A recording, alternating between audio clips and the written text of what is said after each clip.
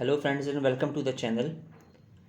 इस वीडियो के अंदर हम ये देखेंगे कि एमएस एक्सेस के अंदर रहते हुए हम रिलेशनशिप्स किस तरह से बना सकते हैं।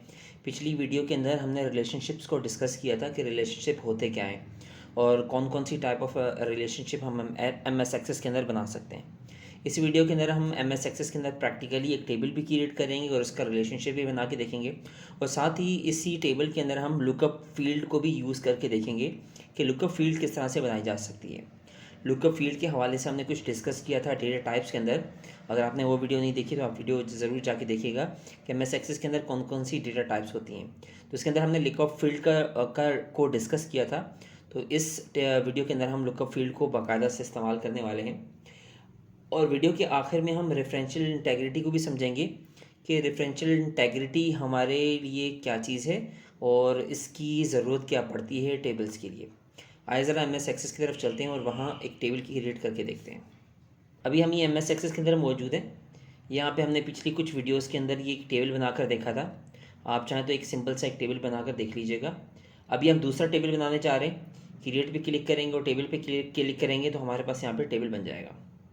अब हमने इस टेबल के को हम चाहें तो यहीं से भी एडिट कर सकते हैं और यहाँ से अपनी डेटा टाइप्स सेलेक्ट कर सकते हैं, मगर मुझे आसानी डिज़ाइन व्यू में लगती है तो मैं डिज़ाइन व्यू के अंदर जाके टेबल को बनाने की कोशिश करता हूँ। इस टेबल का नाम मैं रख देता हूँ अटेंडेंस।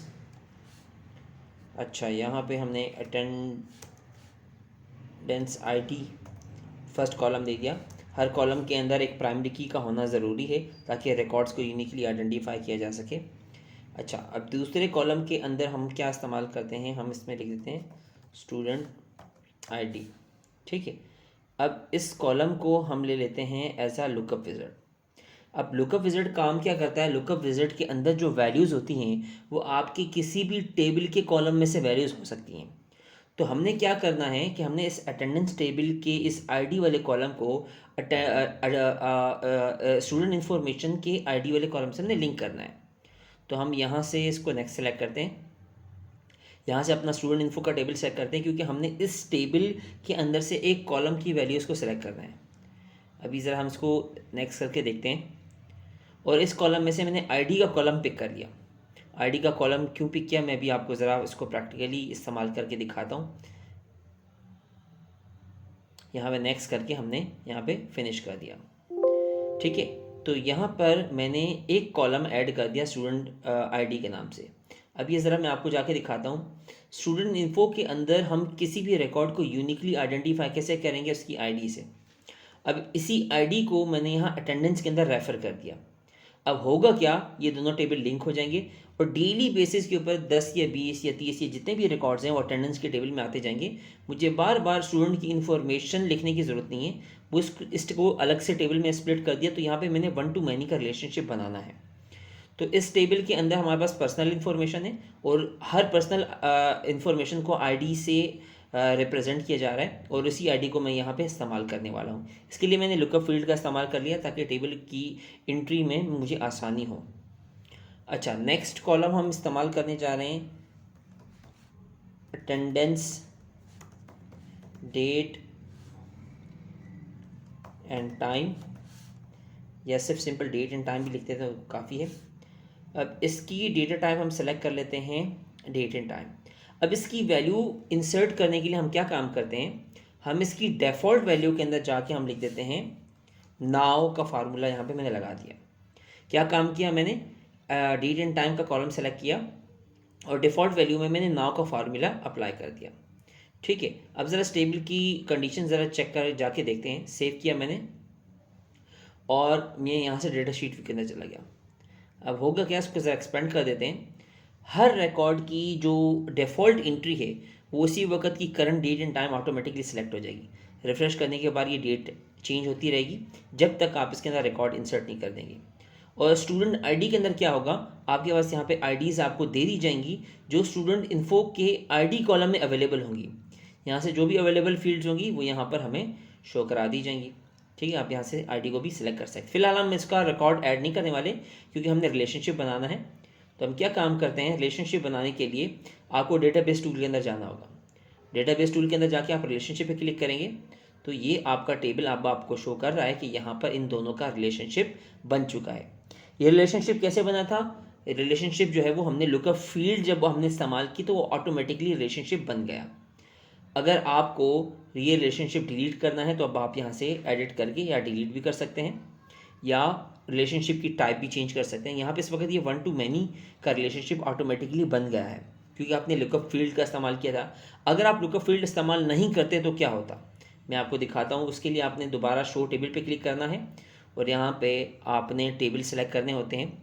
मैं ये इस केस में बता रहा हूँ कि अगर आपने लुकअप फील्ड इस्तेमाल नहीं की तो आपने यहाँ पे दोनों टेबल सेलेक्ट किए, ठीक है। तो ये जो 2 टेबल हैं ये अभी मैंने सेलेक्ट किए हैं, मैं इन दोनों का रिलेशनशिप बनाने जा रहा हूँ।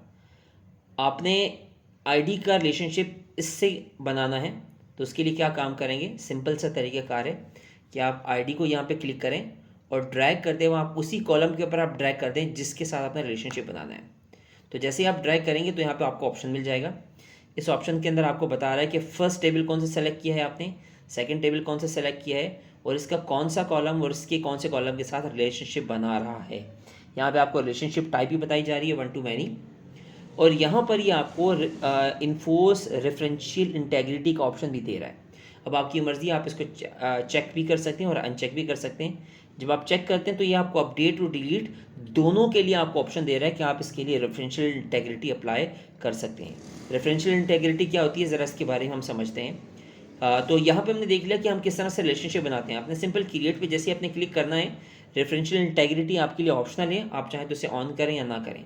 अब ये होती क्या है इसको हम 2 मिनट में भी आगे जाके समझते हैं। फिलहाल मैं विदाउट रेफरेंशियल इंटेग्रिटी मैं यहाँ पे क्रिएट पे क्लिक करूँगा तो अब देखें आपके पास ये रिलेशनशिप बन चुका है, ठीक है। मैंने आपको दोनों तरीक़ेकार बता दिए। आप लुकअप फील्ड की मदद से भी आप रिलेशनशिप बना सकते हैं, उसके अलावा रिलेशनशिप में आकर अलग से आप रिलेशनशिप भी बना सकते हैं। तो मैंने आपको दोनों तरीक़ेकार बता दिए। मुझे इस रिलेशनशिप की ज़रूरत नहीं है, मैं चाहूँ तो उनको डिलीट भी कर सकता हूँ। तो मैं यहाँ पे इनको दोनों टेबल को डिलीट कर देता हूँ। यही रिलेशनशिप मेरे लिए काफ़ी है। तो मैं ज़रा इसे सेव करके रिलेशनशिप्स को यहाँ पे क्लोज़ कर देता हूँ, ठीक है। तो रिलेशनशिप में लुकअप फील्ड की मदद से मैंने बना लिया था, वो मैंने आपको उसके अंदर बता दिया है। अब एक दफ़ा जाके रेफरेंशियल इंटेग्रिटी को समझ लेते हैं, फिर हम इस रिकॉर्ड की एंट्री की तरफ आएंगे। फिलहाल हम इन सबको क्लोज़ कर देते हैं और डेटा सेव करके हमने यहाँ पे क्लोज़ कर दिया। अब ज़रा रेफरेंशियल इंटेग्रिटी को समझ लें। अच्छा, अब ज़रा इस वीडियो को ज़रा देखिएगा। इसके अंदर मैंने 2 टेबल आपको यहाँ पे दिखाए हैं। एक मेरा प्राइमरी टेबल है जिसके अंदर इंफॉर्मेशन है हमारे पास, और दूसरा मेरा रिलेटेड टेबल है जिसके अंदर मैं उसकी आईडी को यूज़ करते हुए रिलेटेड रिकॉर्ड स्टोर कर रहा हूँ। अब मिसाल के तौर पर आपके पास प्राइमरी टेबल में 2 ही रिकॉर्ड हैं, 1 और 2, और रिलेटेड के अंदर आपने आईडी नंबर 15 यूज़ कर ली। देखें, प्राइमरी कंपनी आईडी को ही इस्तेमाल करें और आपने इसको यूज़ कर लिया। वैसे लुकअप फील्ड के अंदर इस तरह से होता नहीं है। लुकअप फील्ड के अंदर आपको वो खुद ही ऑटोमेटिकली वो पिक कर लेता है, मगर इन द केस आपने गलत वैल्यू लिख दी और उसका रिकॉर्ड था ही नहीं, तो ये रिकॉर्ड आपके पास जो है वो सही नहीं हुआ। तो इस तरह के रिकॉर्ड्स अगर आपने ये रेफरेंशियल इंटेग्रिटी अप्लाई की है तो आप इस तरह के रिकॉर्ड इंसर्ट नहीं कर सकते।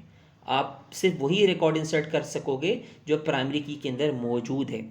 तो इसी तरीके से अपडेट और डिलीट के हवाले से अगर आपने रिलेटेड टेबल के अंदर कंपनी आईडी नंबर 1 इस्तेमाल कर ली है तो प्राइमरी टेबल में से इसकी आईडी नंबर 1 को आप डिलीट नहीं कर सकते क्योंकि आपने इसका रिलेटेड रिकॉर्ड आपने स्टोर कर लिया है।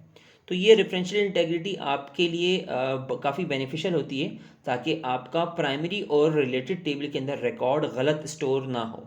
तो उसको सेव करने के लिए हम रेफरेंशियल इंटेग्रिटी को स्टोर करते हैं। वापस MS एक्सेस की तरफ आ गए। यहाँ पे हम रिलेशनशिप बना चुके थे। अब रिलेशनशिप बनाने के बाद क्या होता है, अगर आप सारे टेबल क्लोज करके दोबारा से ओपन करेंगे तो हर स्टूडेंट के अगेंस्ट आपको यहाँ पे प्लस का साइन नज़र आएगा। ये इसके रिलेटेड रिकॉर्ड के लिए आप चाहें तो यहाँ से रिलेटेड रिकॉर्ड एंटर कर सकते हैं, अदरवाइज़ आप अटेंडेंस के टेबल में भी डायरेक्ट एंट्री कर सकते हैं। मैं फ़िलहाल अटेंडेंस लगाने जा रहा हूँ आईडी नंबर 1 की। डेट एंड टाइम मैंने यहाँ पे ऑटोमेटिकली रिफ्रेश करके डेट एंड टाइम मैंने यहाँ पे पिक कर लिया था। अब मैं इसी तरीके से स्टूडेंट आईडी नंबर 2 की अटेंडेंस लगा दी, इसी तरीके से फिर आईडी नंबर 4 की लगा दी और इसी तरीके से आईडी नंबर 5 की लगा दी। अब आप देखेंगे कि ये टाइम जो है वो ऑटोमेटिकली सेलेक्ट होता जा रहा है। इन द केस अभी देखिए ये क्योंकि नेक्स्ट टाइम नाउ की का एक फ़ायदा ये होता है कि वो टाइम तो ऑटोमेटिकली उठा रहा है, मगर नेक्स्ट टाइम जो है वो उसने ऑटोमेटिकली पहले से ही सजेस्ट कर दिया। अगर आप 5 या 10 मिनट बाद जब आप अटेंडेंस लगाने जाएंगे तो यही टाइम आपके पास स्टोर होगा।